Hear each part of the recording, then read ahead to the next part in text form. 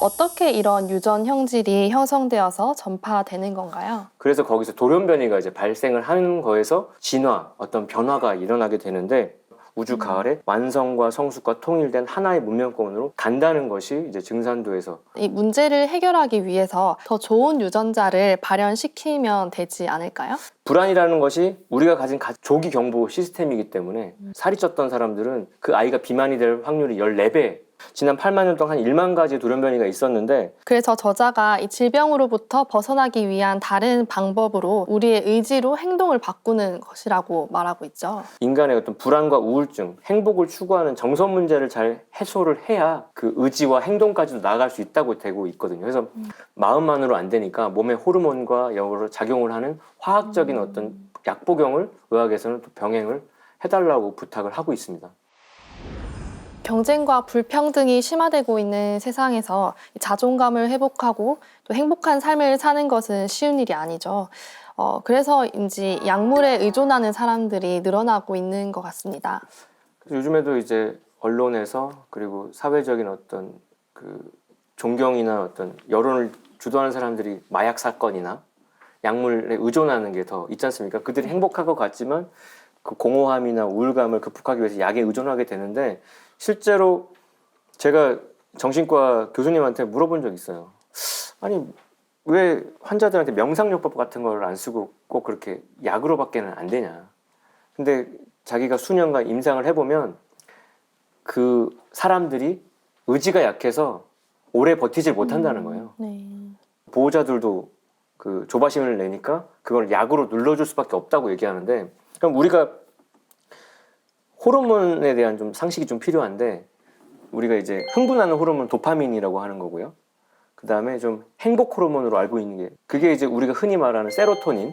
네. 그래서 대한민국의 그 정신과 분야의 가장 대표적인 그 고수가 이시영 박사님인데 그분은 자신을 세로토닌 박사라고 닉네임을 부를 정도예요. 그래서 우리가 행복하려면 세로토닌이 많이 나오게끔 행동을 해야 된다라고 얘기하는데 지금 의학에서 쓰고 있는 우울증 약도 그 세로토닌을 늘리는 약입니다. 그래서 세로토닌 그 제흡수 억제제라고 해서 세로토닌이 이렇게 나왔다가 다시 돌아가려고 하는 걸 막으면 세로토닌이 이제 혈장에 많아지게 되고 네. 그게 기분을 좋게 하는 거거든요. 그래서 우리가 그 약물을 이렇게 써서 기분 좋게 하는 게 뭐 의존하는 것 같고 안 좋은 것 같지만 적정량을 꾸준히 먹으면 실제로 제 동료들 중에서도 그 약을 먹어야지 안정이 되는 사람이 있고 자기가 억지로 끊어보려고 했다가 너무너무 그 위기 상황을 겪어서 끊지 못하겠다. 고혈압 약처럼. 그래서 그 효과도 보통 6주 이상 꾸준히 먹어야지 효과가 있는데 그래서 그걸 보통 SSRI라고 그래요. 세로토닌 그 셀렉티브 세로토닌 리업테이크 이니비터라고 해서 선택적 세로토닌 제흡수 억제제라고 해서 그 약을 쓰면 정말 사람이 안정이 됩니다. 근데 굳이 그 약을 쓰고 싶지 않다면 우리가 그 이시영 박사님도 권유하는 게 햇볕을 쬐이라는 거예요. 햇볕을 쬐이면은 멜라토닌이 증가하거든요. 네. 근데 그 멜라토닌이 세로토닌의 전 단계 호르몬이기 때문에 멜라토닌이 늘면 세로토닌이 많이 생겨서 잠도 잘 자고 잠이 일단 잘 자지면 안정이 되는 거고 그리고 많이 걸으라고 돼 있어요. 네.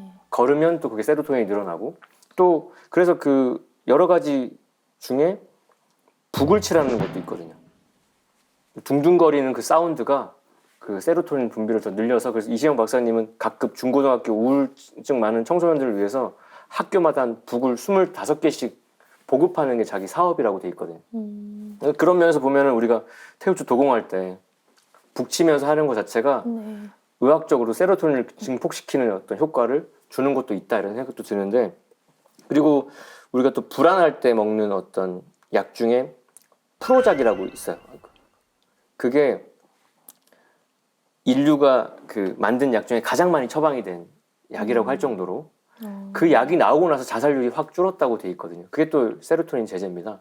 그래서 미국 같은 데서는 바카스 먹듯이 프로작을 먹어요. 미드 같은 대사에도 프로작이라고 하는 그 상품명이 그대로 나오는 정도고요. 그리고 막 불안해가지고 응급실에서 막 초조해 하는 사람들은 벤조디아제핀 같은 걸 처방하면은 차분해져요. 그리고 막 어지러워서 힘들어하는 사람들 그걸 주면 진정이 되고. 그래서 그런 약들을 통해서 어떤 사람의 어떤 돌이킬 수 없는 문제들을 이렇게 잡고 있는데 최근에는 그런 우울증 효과를 주는 약 중에 케타민이라는 약이 좀 대두가 되고 있습니다. 케타민은 마취제거든요. 근데 그 약이 항우울제 효과도 있어가지고 그 뇌의 글루타민산 수치를 올린다는 거예요. 그게 우리가 먹는 그 MSG 같은 효과가 있어서 행복감을 증폭시켜서 단순히 마취하는 효과를 떠나서 정신 어떤 진정까지 쓰고 있어서 적정한 용량을 쓰면 도움이 된다라는 게 요즘 학계에서 핫하게 얘기하고 있는 이슈 중에 하나입니다. 그래서 우울증 치료에 이제 인지행동요법 그런 마인드 컨트롤 영역을 넘어서서 이제 먹는 약 영역이 있고요. 또 하나가 이제 뇌신부 자극술이 있어요. 그거는 전극을 사용해서 자극을 하는 거예요. 그래서 약이 잘 듣지 않는 사람들한테 특정 이제 놀라운 반응을 일으켰다는 연구 결과가 있는데 그런 심하게 쓰면 이렇게 전기 고문이겠지만 네. 어떤 전기 자극을 줘가지고 안 좋은 기억이나 감정들을 딱 포맷을 시키는 거죠. 마치 우리가 심장 잘 안 뛰는 사람들 그 심방 세동 있는 사람들을 전기 충격해가지고 잔떨림 아예 없애는 것처럼 자잘한 심리적인 불안감을 싹 없애는 치료법도 있고 또 그리고 그 심장약인데 그 프로프로날롤이라고 해서 베타 차잔제라고 혈압약인데 그 약이 맥박을 좀 안정시키고 그러거든요.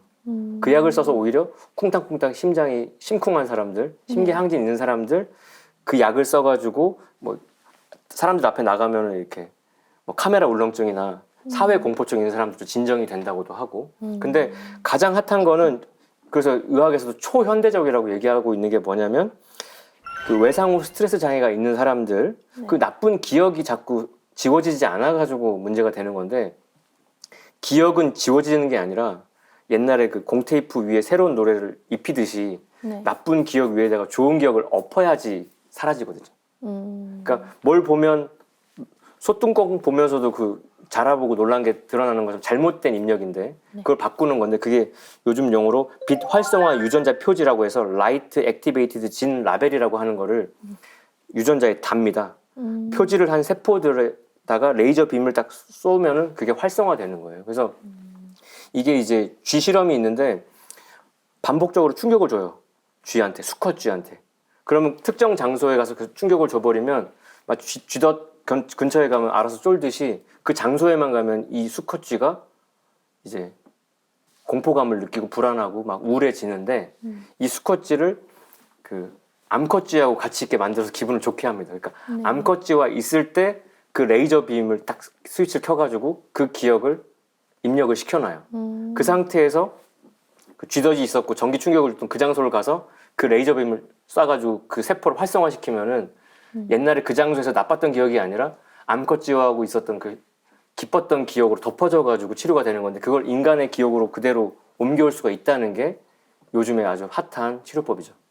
그리고 이 약물을 통한 치료법 외에도 또 새로운 치료법들이 등장하고 있죠.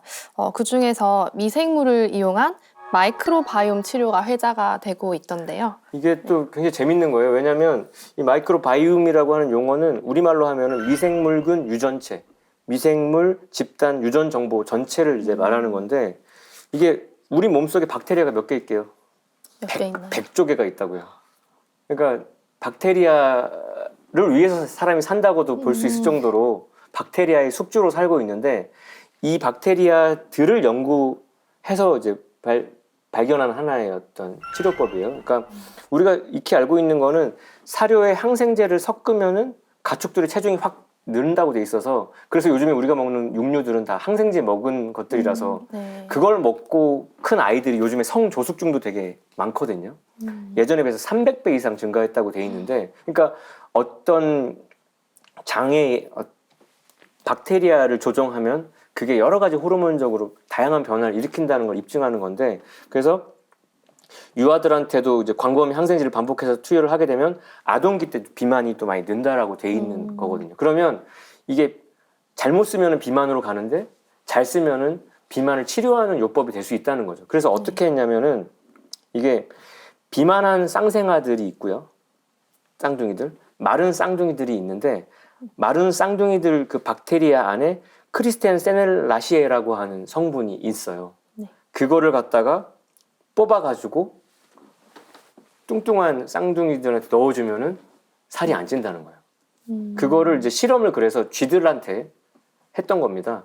그 무균 상태의 쥐한테 비만하게끔 만들어 놓은 다음에 삐쩍 마른 쌍둥이들 안에 있는 그 성분을 집어넣었더니 드라마틱하게 살이 빠지고 살이 찌지 않는다라는 거죠. 그러니까 우리가 어떻게 인간의 의지를 써가면서 다이어트 해보고 해도 맨날 요요 오고 자괴감에 빠지고 나는 이번 생에 뭐 포기했어 이렇게 되는데 아예 그냥 뱃속에다 그걸 넣어버리면은 안에서 알아서 박테리아들이 조정을 해가지고 몸을 잡아준다는 거죠. 그리고 또 질병을 치료하는 최신 기술로 유전자 치료를 들지 않을 수 없죠. 이에 대해서 말씀해 주시겠어요?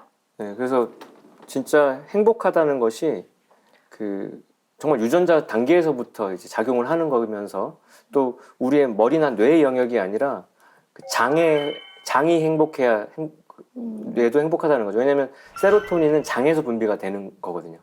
그래서 그 장 건강을 잘 하면은 인간의 행복도 보장된다는 거고, 그래서 뭐 곳간에서 인심난다는 것도 어찌 보면 속이 편해야 이어진다는 맥락이 있는데, 거기서 이제 더 나아가서 유전자까지 이제 건드려 보자는 거죠. 행복이 유전자에서 이미 불행 유전자가 박혀 있다라면은 원시반본해서 더 근본으로 들어가서 유전자부터 한번 조작을 해보자라는 야심찬 어떤 메시지인데, 그래서 중요한데 없어서 문제를 일으키는 어떤 특정 단백질 암호를 가진 DNA를 벡터라고 하는 매개체에다가 이렇게 실어가지고 거기다 우리가 목표하는 곳으로 이동을 시키는 거예요. 그러면 우리 몸에서 활성화돼야 되는 DNA를 어떤 배에다가 실어서 비행기에 실어서 어딘가로 목적지로 가야 되는데 우리가 쓰는 그 벡터 매개체가 보통 뭐냐면 그게 또 박테리아입니다. 그 박테리아에 그 DNA를 실어가지고 몸속으로 쭉 따라가는데 그게 그래서 우리가 뭐 그 유산균 광고도 이렇게 장까지 잘 가면은 되고 못 가면 어쩌고 하는데 충분히 많은 DNA를 만들어가지고 가면 뭐 정자 수만 마리가 난자한테 가서 그 한 마리가 딱 도착만 해도 하나가 완성되듯이 그 하나의 유전자만 도착을 해도 뭔가 좋은 결실을 맺는 어떤 유전자 치료법이 있는 건데 그래서 유전자 치료법이라고 하는 거는 한 개의 부재 또는 오작동으로 초래된 다양한 선천적 질병을 치료하는데 이제 쓰이는 거예요. 그래서 요즘에 그런 어떤 매개체로 쓰는 것들 중에 다들 내시경 해볼 텐데 이거 들어가면 힘드니까 조그만 초소형 넣어가지고 그 소장에 그 어떤 그걸 들여다보고 빠져나오는 것처럼 그 박테리아 벡터 안에다가 DNA를 실어가지고 작동을 하게끔 도와주는 건데요. 근데 이게 지금 승인받은 유전자 치료법 딱 한 개인 게 뭐냐면 지방 대사에 필요한 그 지질 단백질, 지질분해 효소 유전자에 생기는 희귀한 돌연변이를 치료하는 그거에는 지금 이제 FDA 공인이 돼가지고 치료가 되고 있는데 이 질병의 매개체인 바이러스나 박테리아가 감염 과정에서 자신의 DNA를 다른 DNA에 이전을 시키고 숙주를 활용하는 거잖아요. 근데 그 바이러스가 박테리아가 오래가지 못하니까 그걸로 인해서 효과가 상쇄될 수도 있고 해서 이 치료법 자체도 아직은 이제 퀘스천 마크가 많긴 한데 우리가 지금 문제 삼는 모든 불행의 원인, 모든 어떤 질병의 원인 유전자가 있다면 그 유전자의 결손을 보강하는 차원에서는 굉장히 도움이 된다는 거죠. 그리고 또 돌연변이를 일부러 일으켜가지고 유익한 돌연변이를 발현시켜서 유전자 치료법을 하는 것도 병행하고 있는 어떤 새로운 치료법 중에 하나입니다. 네. 인류가 수만 년 동안 자연 선택의 방법으로 유전자를 변형시키고 발현시켰던 것을 과학기술을 이용해 단축시키고 있는 건데요. 하지만 유전자 변형 아기의 탄생과 같은 이런 부작용도 우려되고 있죠. 그래서 우리가 그 유전자 구조가 이상해서 태초에 잘못 태어나는 애들이 있지 않습니까? 다운 증후군도 있고 뭐 그 남자아이인데 그 성기가 이렇게 또 XX가 같이 섞여 있는 그런 것도 있고 그러니까 결국 한 유전자 조작 단계에서 뭐가 잘못이 되면 발현될 때 진짜 애들 딱 태어나면 제일 먼저 뭐 하시죠?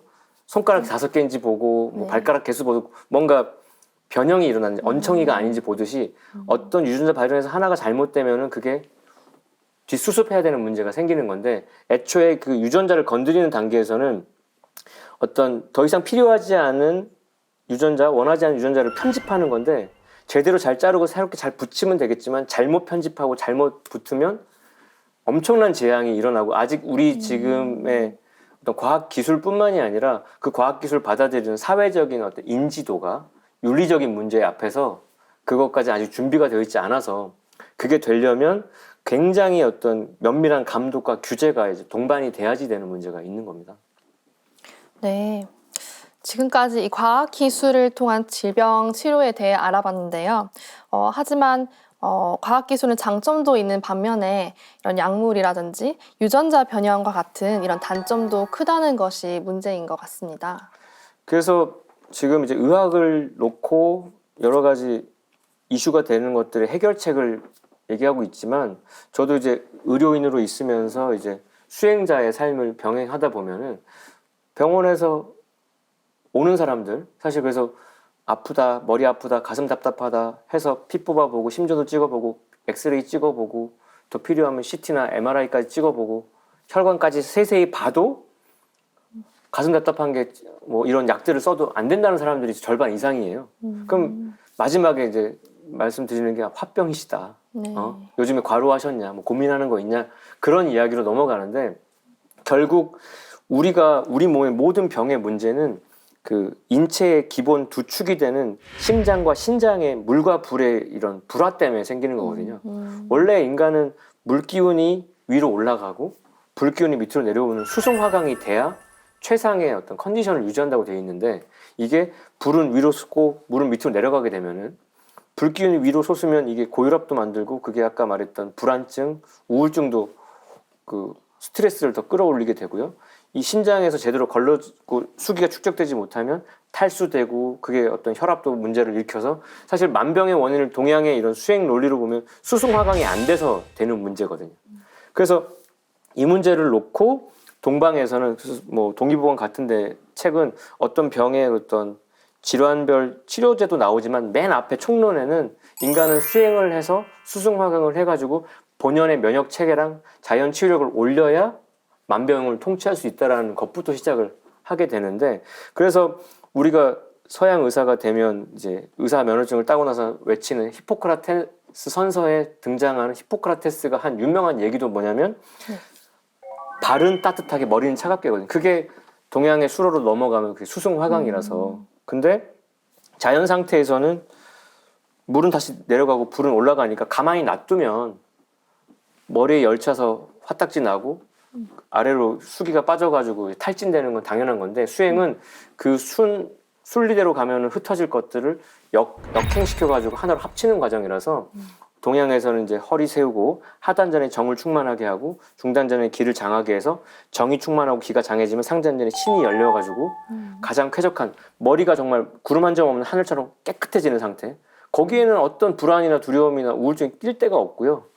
하단전에 배심이 확 차여지면은 우리 오장육부는 기계인데 차가운 물이 들어가거나 냉각수가 되면 정체되게 돼 있는데 하단전에 화기가 탁 내려가면은 오장육부 기계가 너무너무 잘 돌아가게 되죠.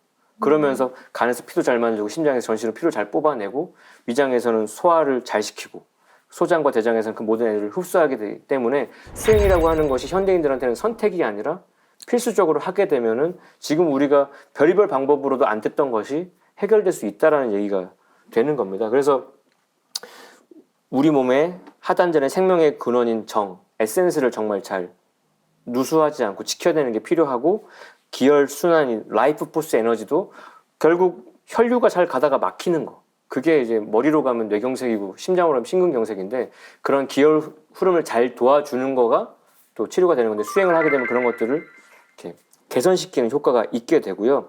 특히 이제 저는 그 진짜 의료 현장에서 진료하다가 자기가 답이 없다라고 호소하는 사람들 병원을 이렇게 닥터 쇼핑이라고 해서 여러 병원을 갔는데도 답이 없다고 해서 어떻게 좀 해달라고 하는 분들한테는 정말 궁서체로 정말 진지하게 방법이 하나 있는데 해보시겠냐고 하면서 태울줄을 알려드립니다. 그래서 우리 몸은 물로 돼 있고 우리 몸은 결국 소리에 공명하는 악기인데 오장육부라고 하는 게 오케스트라인데 각각의 장기가 나름의 소리를 내는데 이게 병이 나면은 병든 사운드를 낸다는 거예요. 그 조율이 안 된 소리를 내는데 간이나 위장이나 이런 데에다가 정확한 소리를 쏘아주면은 그 소리에 의해서 오장부도 바로 잡힌다는 어떤 연구 결과도 있거든요. 그래서 우리 몸에 가장 좋은 조화로운 소리를 들려주는, 그래서 상제님께서는 태울주를 일러서 만병을 물리치는 구축병마주다. 그래서 만병통치 태울주다. 태울주는 여의주다 해서 모든 병을 고치는 근본이라고 하셨고, 수기를 저장하는 문제, 결국 모든 병은 수기 고갈로 생기는 건데 그걸 축장해서 전신으로 돌려주는 거기 때문에 태울주 20석자를 잘 읽어주면, 그것도 공교롭게도 그 우리 염색체 그 23쌍하고도 상통하는 그 23주문을 잘 읽으면 우리 몸 전신의 어떤 세포에 깃들어 있는 어떤 안 좋은 기운들을 완전히 물리쳐서 근본적인 모든 심신 어떤 정화가 되지 않을까, 그런 어떤 새로운 대안으로 그 서양의 첨단 의학에서도 말하지 못하는 거를 우리 증산도 천지 새로운 어떤 가을 문화를 여는 단체에서는 제시를 하고 있다, 이렇게 말씀을 드리고 싶습니다. 네, 태일주 수행을 통해 치유력을 높일 수 있다는 놀라운 말씀이신데요. 그럼 마지막으로 정리 말씀 부탁드립니다.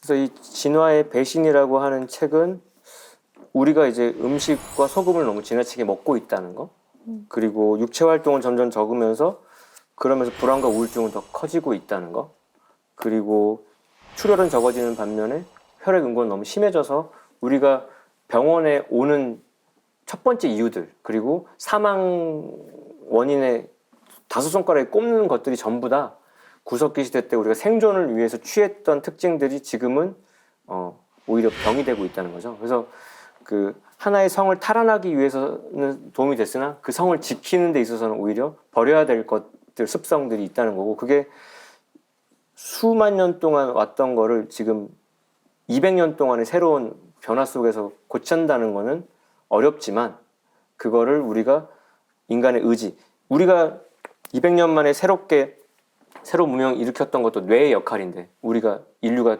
비약적인 어떤 창조적인 아이디어를 발현했기 때문인데, 지금 그로 인해 생긴 문제도 인간의 어떤 뇌의 어떤 긍정적인 점수를 보태고 있는 게 이 저자의 마지막 멘트였는데요. 이 사람이 또 관심 가지면서 미래의 전망으로 언급한 게 뭐냐면, 개개인에 맞춘 건강관리 시대가 됐다는 겁니다. 지금은 이렇게 집단으로 하지 않고 이렇게 1대1로 모든 사람이 다 다르니까, 뭐 사상 체질이라는 것도 팔 체질도 있고 사람마다 혈액형도 이렇게 네 분류로 나뉘지만 그런 큰 분류를 넘어서서 각각의 DNA가 다 다르니까 각각의 치료법도 다 달라야 되지 않냐라고까지 얘기를 하게 되는데, 그래서 요즘에는 인간 게놈 프로젝트가 완전히 끝나가지고 모든 배열 순서를 열었거든요. 그래서 몇 살 되면 무슨 암이 생기고 몇 살 되면 고혈압이 발현될 거라는 것도 인생 시나리오를 다 알게 된 거죠. 그러니까 지금 그게 우주 가을의 만사지 문화의 어떤 첫 발자국을 떼는 하나의 예가 될 수 있고요. 그리고 다양한 바이오 마커를 측정하는 기술이 개발됐습니다. 뭐 단순히 혈압만이 아니라 피 검사를 해봐가지고 이 사람이 앞으로 무슨 암이 걸릴 수 있는 요소가 크다, 지금 당뇨가 관리가 잘 안 되고 있다, 이런 것들까지 다 소상히 알 수 있는 단계가 됐고, 그래서 나만의 최적의 치료법을 태어나기 전부터 이렇게 컨트롤할 수 있게끔 가고 있다는 게 이 저자의 전망인데, 그래서 장래에는 그 걸릴 수 있는 병을 이제 확률을 알아가지고 확장을 시킨다는 거죠. 지금 사회보험도 지금은 초기에는 그냥 질병이 나오면 그 질병의 치료와 재발에만 그 비용을 줬다면, 요즘에는 건강검진에도 보험을 주듯이 이제는 그 치료가 예방의학 쪽으로 가고 있다는 거고, 그게 인류 진화, 의학 진화의 궁극자리라고 얘기가 되고 있어서, 이 사람은 궁극적으로 어떤 의학을 얘기하냐면 원천 예방을 얘기를 해요. 그래서 질병의 재발과 악화를 막는 2차 예방 차원이 아니고요. 그 다음에 질병이 걸리기 전에 막는 1차 예방 단계가 아니라 아예 우리 몸이 원천적으로 건강하게끔, 무병장수하게끔 하는 원천 예방의 단계로 가야 된다라고까지 얘기하니까, 이 저자의 통찰이 굉장히 우주 가을에 그 선문명에 굉장히 맞닿아 있다라는 감탄을 마지막에 하게 되는데, 그래서 그러면서 떠오른 상제님의 성구가 있습니다. 모든 병의 근원을 말씀하신 구절이 있는데요. 그래서 모든 병은 척이 있어 생기고 수가 있어 앓는 것이니라. 그러므로 척을 풀어주지 않으면 척으로 돌아가고 수를 제거해주지 않으면 화액으로 돌아가리니, 내가 병고를 대신 앓게 되면 척은 스스로 풀리고 수는 자연히 소멸되느니라. 내가 천하의 모든 병을 대속하리니 그러므로 후천에는 억조 창생에게 병고가 없느니라. 상제님께서는 병의 원인으로 인간 삶의 배후에 적용하는 척신의 문제까지 얘기하고, 어떤 걸릴 수 있는 여러 가지 변수들을 말씀하셨고 그 척신을 밝히고 수를 제거하면은 병이 없을 수 있다. 그래서 당신께서 대속까지 해 가시면서 인류가 골치 아파하는 모든 병을 대속하셨고 이제 병겁 하나만 딱 남겨두고 그 솔루션으로 의통을 이제 전해 주셨던 건데 그래서 후천 인류가 이제는 병 없이 사는 그러니까 후천에 가면은 의사는 이제 실업자가 될 수밖에 없는 세상이 되는데 그 가는 과정의 중간 다리의 어떤 통찰을 이 진화의 배실이라는 책이 해주고 있어서 굉장히 저는 재밌게 읽었고요. 그래서 이 저자는 인류가 가진 뇌를 10분 활용해서 타고난 체질과 시대의 요구에 일치시키자 이런 결론으로 가고 그래서 20만 년에 걸친 인류가 그 성공적으로 이렇게 이 문명 읽었듯이 앞으로 이 우리가 안고 있는 문제도 가능하다. 충분히 극복할 수 있다라는 어떤 희망찬 비전으로 이 책을 끝맺고 있습니다. 네, 하민서 포정님 모시고 진화의 배신에 대해 말씀 나눴는데요. 인류가 선천 상극 질서에서 생존하기 위해 새로운 몸의 유전자를 발현시켰듯이 이제는 후천 상생의 세상을 맞아서 몸과 마음의 새로운 유전자를 발현시켜야 된다는 것을 알 수 있었습니다. 포정님 말씀 감사합니다. 감사합니다. 변화무쌍한 자연 환경에 맞서 인류는 때론 적응하고 때론 맞서 싸우며 문명을 발전시켜 왔는데요. 선천 상극의 세상을 넘어 후천 상생의 세상으로 넘어가고 있는 지금, 대자연이 인류에게 후천 가을의 새로운 환경에 적응할 것을 요구하고 있다는 걸 깨달아야겠습니다. 자연 환경과 진화의 관계를 탐구하고 싶은 분들께 진화의 배신을 추천해 드립니다.